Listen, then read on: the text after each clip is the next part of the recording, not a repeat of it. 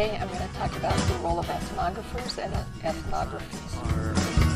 You know, we have a problem when we try to study cultures. The problem is that we all belong to at least one main culture and numerous subcultures. So how can we objectively understand and study? Subjective understanding is easy. Subjectively, we constantly are judging and evaluating other people and their values and behaviors and their smells based upon our own personal experience. It's much more difficult to put our personal feelings, preferences, and values aside in order to objectively evaluate. Ethnography attempts to deal with this issue. Ethnographers are individuals conducting the ethnographic study. They come from any field of study, but most commonly are found in sociology, anthropology, and psychology, because those are three fields that study human behavior and need a scientific way to do so. An ethnography is an objective inside look at a group of people. It often is referred to as participant observation, because the ethnographer or field worker might live with the people or at least spend as much time as possible with them and take part in as many daily events and special ones as possible. By participating in the culture, they can get a better understanding than just by watching from the outside. The observation part comes from filtering the daily activities through one or more theory from their field. Okay, so they're filtering the activities and attempting to apply some objectivity. Hofstede, and I believe that's how you pronounce it, said, "The core of intercultural awareness is learning to separate observation from interpretation."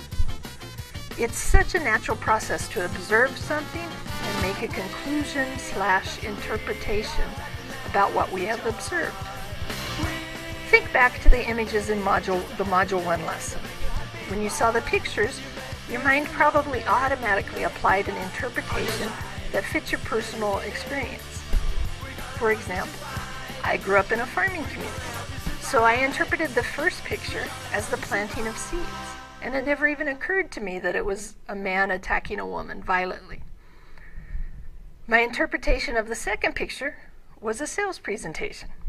I would have said it was a teacher, except in my experience, classes are usually larger than that. However, my point is that I observed and interpreted at the same time. As ethnographers, we need to learn to separate the observation from the interpretation. Visiting students at their homes or in their communities was suggested in the reading of Megastrategy 10 as a form of ethnographic study. I personally can vouch for the effectiveness of this strategy. Instead of keeping all the power in the relationship and making the student and student's relatives always come to you, it can be extremely helpful to the relationship if you surrender some of the power and visit them on their home turf. One of the things I like about Michelle Pfeiffer's character in the movie Dangerous Minds is that she did visit some of her students in their homes. However, there's an interesting point in the movie where a mother of two of her students explains that she's taking her sons out of school. She tells Michelle's character to find some other poor boys to save. So she wasn't very happy with Michelle visiting them and taking time out for them, because she thought it was done from a position of superiority. So, even when we reach out with the right motives, if we're members of the majority population, we need to be sensitive to possible misinterpretations. In fact, it doesn't really matter what we do. We should realize that someone else will not always interpret what we do and say the same way that we mean it, because of their experiences are going to filter the information that comes in through their senses. Okay? In Module 3, you'll get a taste of being an ethnographer. Although it will be a unique way of writing an ethnography, I admit, At least it will introduce you to the process of separating observation from interpretation.